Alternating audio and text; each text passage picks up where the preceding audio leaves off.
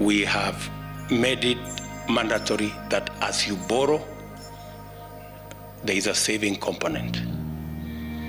If you borrow 1,000 shillings, 50 shillings mandatory goes to your saving. And we estimate, our estimation from the technocrats is that we should be able to save about 30 billion shillings every year on that platform and be able to encourage the culture of saving, as we have said all along.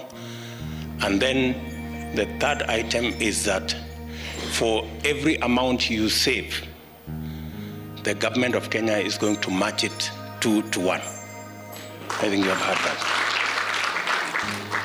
So, because especially for the people who are unemployed, and that is the majority of the people who will be operating in that space, we want this product to be self-sustaining.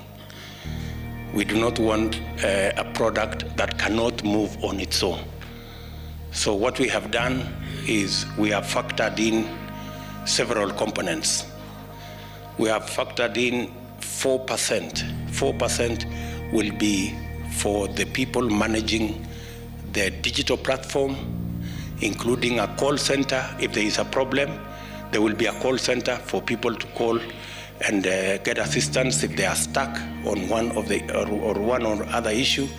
So there will be a call center managed by the mobile operators.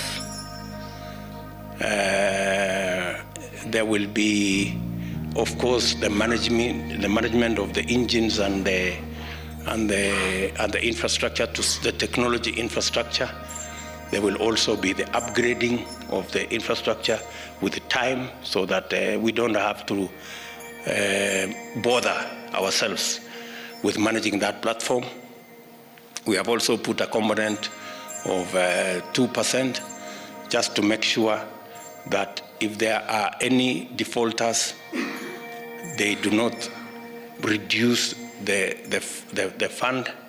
And then number 3, we have put another 2% to make sure that the fund grows. It doesn't get stuck. It keeps growing so that it can benefit more people as we go ahead. We have said this product is going to be available at 8% per year. The current Fuliza is at 1% per day. So it is 365% per year. So we are coming from 365% per year to 8%. The interest that is there is not the usual interest that is meant to benefit whoever is giving you the money. The interest that is there is the interest to support the product, to make sure that the product is operationalized, the product is sustainable, and the product is available for the next person. And if you pay on day 1, you only pay interest for 1 day, 8% per year, prorated to 1 day. So you will pay 0.00 something. Hapo. Tunaelewana? I think if you calculate, if you borrow 1,000, I think I was told if you borrow 1,000, you pay 20 shillings. Something like that, almost around there per day. So that whole product is now available.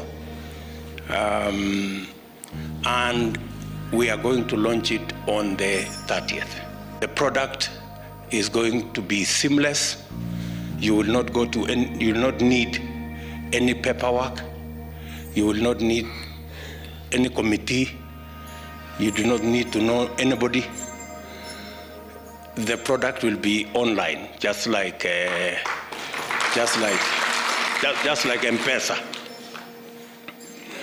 I know many members here who are already arranging to form committees on how to disburse the Hustler Fund. I have have seen messages on my phone. So, Mheshimiwa, tuko tayari kabisa, tumepanga committee.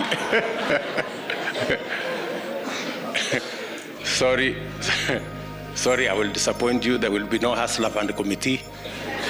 We are working with our MNOs and the technology providers and all the mobile operators, including Safaricom, Airtel, Telcom, and all the others are on board.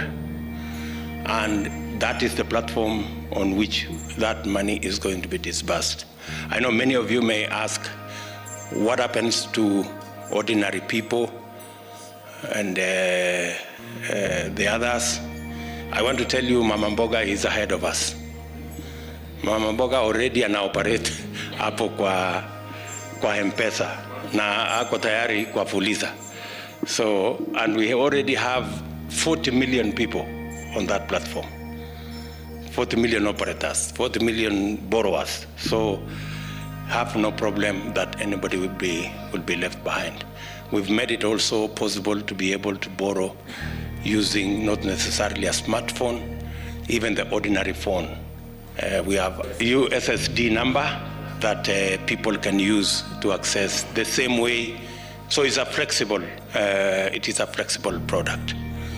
The first product is to deal with the individual finance or the individual borrowing. The next one will be for groups, chamas, and other groups. The third one will be for small enterprises that require additional more money, and then for cooperatives.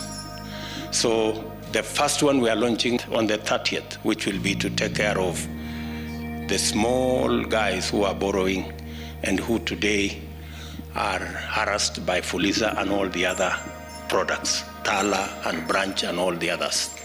We are targeting about 10 million, between 10 and 15 million borrowers initially. And we have made the necessary resources available for that product to take off. Our aim is to change the collateral infrastructure in the borrowing space. It is not necessary for you to have a title deed to borrow. We're trying to bring on board a credit scoring mechanism that doesn't have the usual securities. So this platform will be built on credit scoring. And we have changed, instead of credit scoring leading to people being blacklisted, we have changed it so that everybody can work on their credit scoring. The good guys will climb up the ladder, the others will have an opportunity to learn.